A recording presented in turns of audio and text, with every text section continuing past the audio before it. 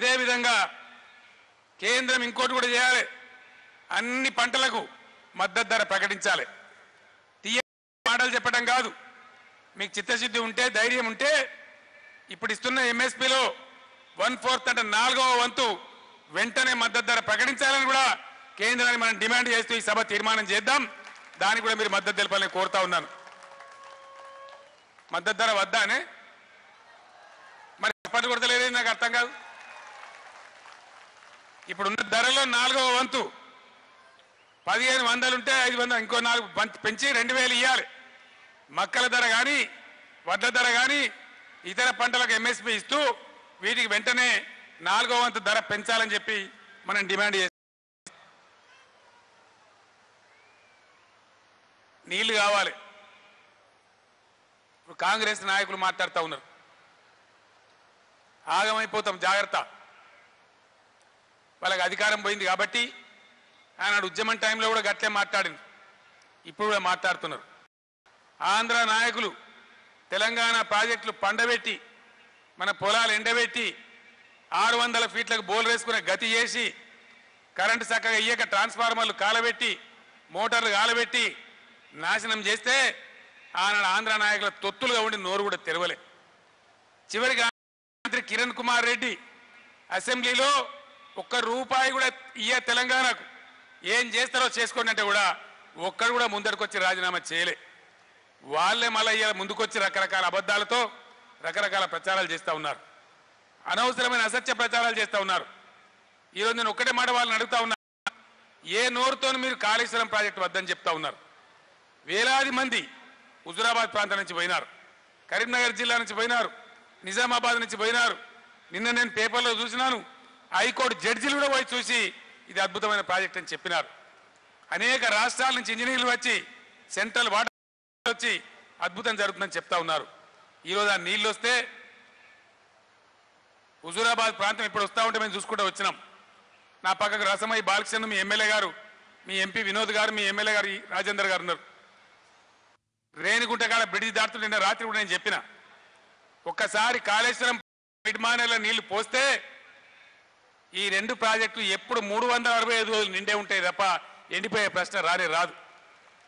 అద్భుతంగా 2 పంటలు కాదు, తెలివైన రైతులు ఈ సంవత్సరం చివరి నుంచి 3 పంటలు పండించేటువంటి అవకాశం మనం పొందబోతా ఉన్నాం. దానికోసం చాలా తెలివిగా చాలా ఉపాయంగా నేను, రాజేందర్ గారు, ఇరిగేషన్ మంత్రి హరీష్ రావు గారు మహారాష్ట్రతో శాశ్వతంగా ఒప్పందం చేసుకున్నాం. నేను ఇలా ఆన్ రికార్డు చెప్తా ఉన్నాను, లోయర్ పెనుగంగా అని ఒక ప్రాజెక్ట్ ఉంటుంది, 68 ఏళ్ళ ఆంధ్రప్రదేశ్లో దానికి అగ్రిమెంట్ తేలే. ప్రాణాయామం అని చెప్తే దానికి అగ్రిమెంట్ రాలే, దేనికి కూడా అగ్రిమెంట్ రాలే.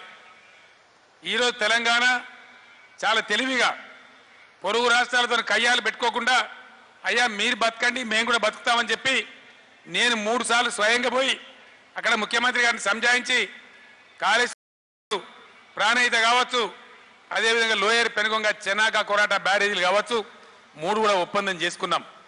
మనం ఒప్పందం చేసుకుని ఇంట్లో వండలే, వాటికి ఢిల్లీకి పోయి ఢిల్లీ సర్కార్ దగ్గర పెట్టి 2 రాష్ట్రాలు చేసుకున్న ఒప్పందానికి సిడబ్ల్యూసి ఆమోదాన్ని కూడా పొందినాం. మీరు టీవీలలో పేపర్లలో చూస్తూ ఉన్నారు. తెలంగాణకు అలాట్మెంట్ ఉన్న 950 నీళ్లు గోదావరి నుంచి తీసుకోవడానికి బ్రహ్మాండమైనటువంటి ప్రణాళిక, అద్భుతమైన ఒప్పందాలు చేసుకున్నాం.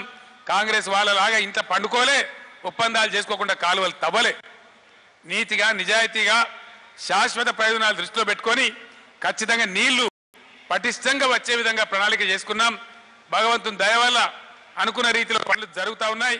ఆ పనులన్నీ కూడా కంప్లీట్ అయిపోయి మనకి ఈ సంవత్సరం చివరికి మనకు నీళ్లు వచ్చే పరిస్థితి ఉంది.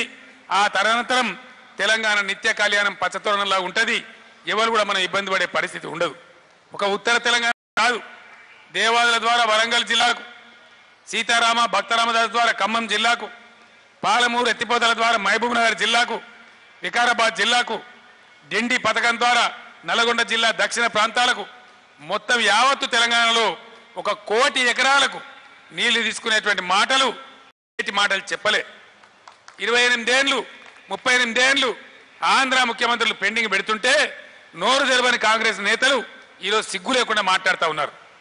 నెట్టెంపాడు పూర్తి చేసినాం, బీమా పూర్తి చేసినాం, కల్వకుర్తి పూర్తి చేసినాం. మీరు పేపర్లలో చూస్తూ ఉన్నారు. మహబూబ్ నగర్లో కేపురం మండలంలో గణప సముద్రం చెరువు నిండితే ప్రజలు పోయి చూస్తూ ఉన్నారు. తెలంగాణ కవులు పోయి అక్కడ పాటలు పాడుతూ ఉన్నారు.